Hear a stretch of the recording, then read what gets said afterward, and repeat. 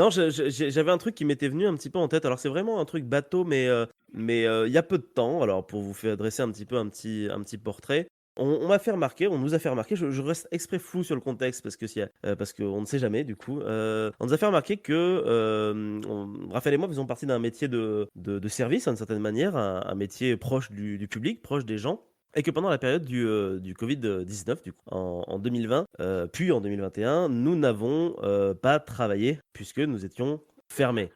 Voilà et on nous a fait remarquer récemment que, en gros, c'était pas normal parce que majorité des gens, eux, avaient télétravaillé, Mmh. leur permettant donc de continuer à faire vivre, le système là où nous autres, grosses feignasses, nous n'avions pas travaillé.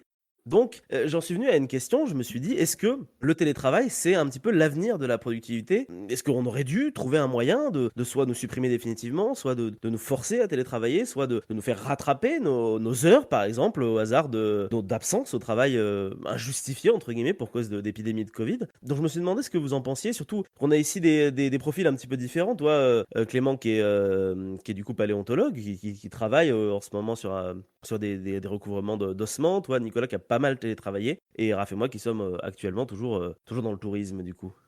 Alors, déjà, je pense que faut partir déjà d'un constat, c'est qu'il y a une notion qui avait beaucoup choqué à l'époque, je pense que vous en rappelez, hein, c'est qu'il a été fait, de manière assez arbitraire et avec un manque de tact assez, important, qu'il existait des même si il est vrai, hein, qu'il existait des jobs, des boulots qui étaient essentiels et d'autres qui étaient non essentiels. Ah oui. Et déjà, partant de ce constat, ça instigue que les personnes qui ne réalisaient pas un travail dit non essentiel, beh, on a presque j'arriverais presque même à la conclusion de ta question, c'est que si ces personnes sont considérées comme non essentielles, c'est qu'on peut se passer de leur travail. Après, dans la pratique, c'est pas forcément vrai. Parce que ça veut dire que, bah, la personne qui du coup ne travaille pas, elle participe quand même dans la société, dans la logique de consommation et cetera que notre modèle nous donne. Ce qui veut dire que derrière, ça peut impacter les gens qui, de leur côté, sont considérés comme essentiels, de par des relations qui peuvent être sociales, qui peuvent être économiques, qui peuvent être, familiales et cetera et du coup, ça participe un peu, à s'aborder le truc. En fait, le principe même du groupe ou de la société, c'est que c'est un tout et donc du coup, ça fonctionne comme un tout. Si tu coupes une partie de la société, bah, soit tu vas, créer ce qu'on appelle des modèles qui sont divergents et du coup derrière, bah, c'est des modèles qui vont entrer en conflit, donc tu vas ajouter des conflits en plus des conflits initiaux que tu dois gérer et derrière, après ça peut aller plus loin même dans les idées politiques, idéologiques et militaires. Ce qui veut dire que, bah, l'être humain, pour moi en tout cas, vous me direz si j'ai tort ou pas, hein, l'être humain c'est quelqu'un qui est considéré comme grégaire, qui du coup fonctionne en groupe.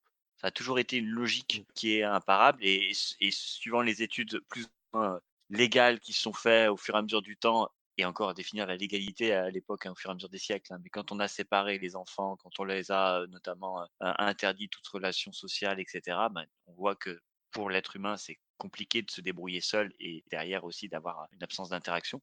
Donc je pense que c'est vrai dans le sens où il y a des métiers qui n'ont pas été utiles dans le développement, mais qui le sont plus indirectement. C'est-à-dire que pour les métiers de la culture, si derrière tu as pas un intérêt de la culture, si tu développes pas l'esprit critique des personnes, de toi-même et des personnes qui t'écoutent ou qui t'entourent, et ben du coup, c'est dangereux. Donc du coup, derrière, il y a c et je suis partagé entre le fait de, d'accord, il y a des métiers qui ont été essentiels à ce moment-là, mais le mot est faux. Des métiers qui étaient peut-être importants, tu vois? Et d'autres qui le sont devenus moins parce que le contexte l'exigeait.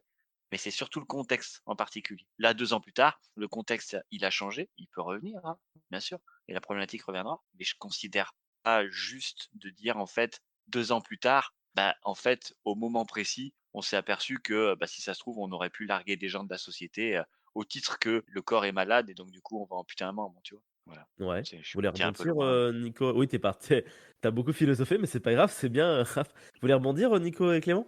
Vas-y Clément si tu as Non, vas-y Nico, parce que je pense que j'ai pas de choses à dire là.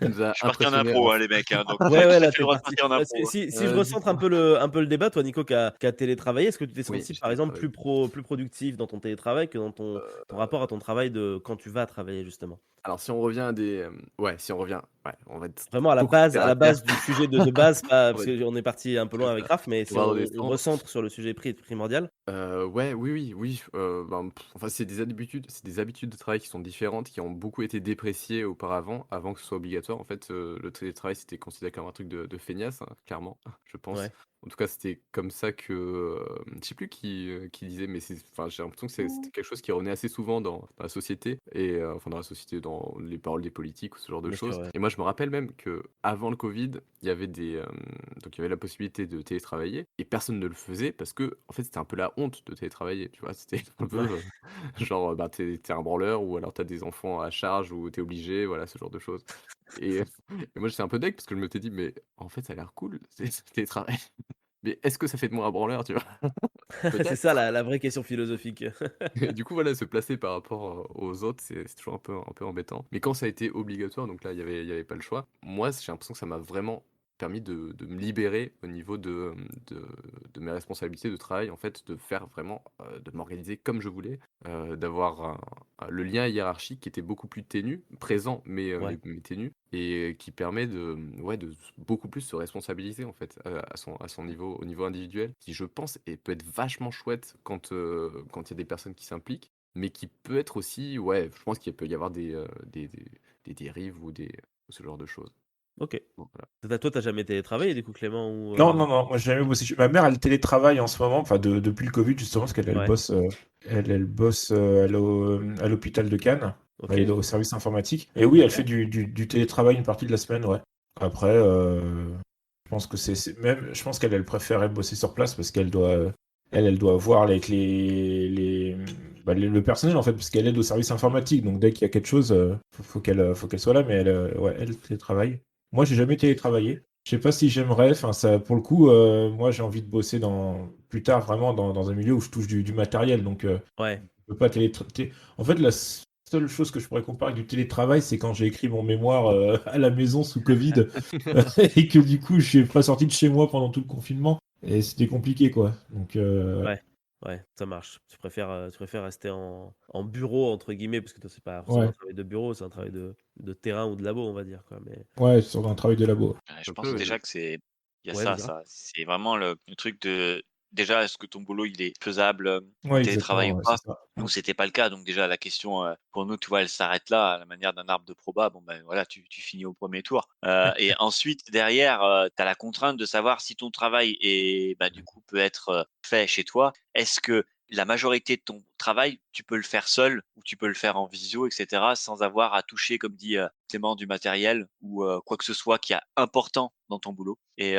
enfin la dernière chose et ça a divisé beaucoup de gens, hein, c'est ta vision par rapport à, ben, à tes chefs, à l'entreprise de manière générale et à tes collègues. Il y a des gens qui détestaient aller travailler, mais qui aiment télétravailler parce que du coup, ils ont pas à subir une ambiance avec des collègues ou une pression trop importante, trop directe d'un chef ou d'une chef que tu verrais chaque jour et qui du coup, directement ou indirectement te ferait subir une certaine pression, tu vois? Et après, le dernier acte, je pense pour moi, c'est ton environnement quand tu es chez toi. C'est-à-dire que, pour pas mal de parents où il était compliqué à la fois de télétravailler et en plus on leur filait les gosses du coup, à la maison et cetera, donc du coup ça complexifie aussi ton travail. Donc je pense qu'il y a une certaine partie des gens qui ont dû bien aimer télétravailler, les gens qui devaient être en couple sans enfants ou les gens qui aiment travailler dans leur bulle ou qui ont une certaine rythmique qui leur permet de pas perdre un cap parce que si éventuellement je devais télétravailler n'importe quel truc, je t'avoue qu'être chez moi,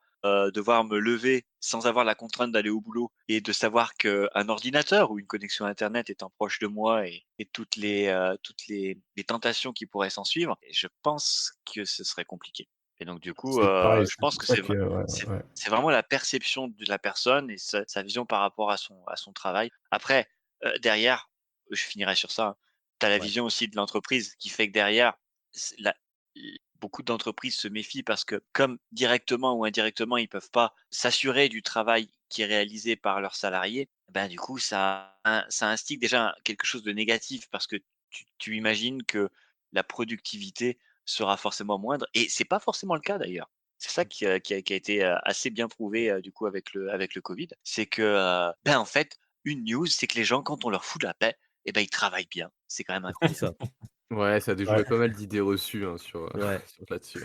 Raph, ce sera toi qui aura eu le mot de la fin. Si vous souhaitez également participer à notre petite causerie, rien ne vous empêche de le faire dans les commentaires de cette vidéo, tout en restant bien évidemment courtois les uns avec les autres. Et si vous souhaitez découvrir d'autres sujets, il ne vous reste plus qu'à vagabonder un petit peu partout sur cette chaîne, parce qu'on y parle un petit peu de tout et surtout un petit peu de rien. N'hésitez pas non plus à vous abonner à la chaîne, à mettre un petit pouce bleu et à nous suivre sur les différents réseaux sociaux. Merci à vous et à très bientôt.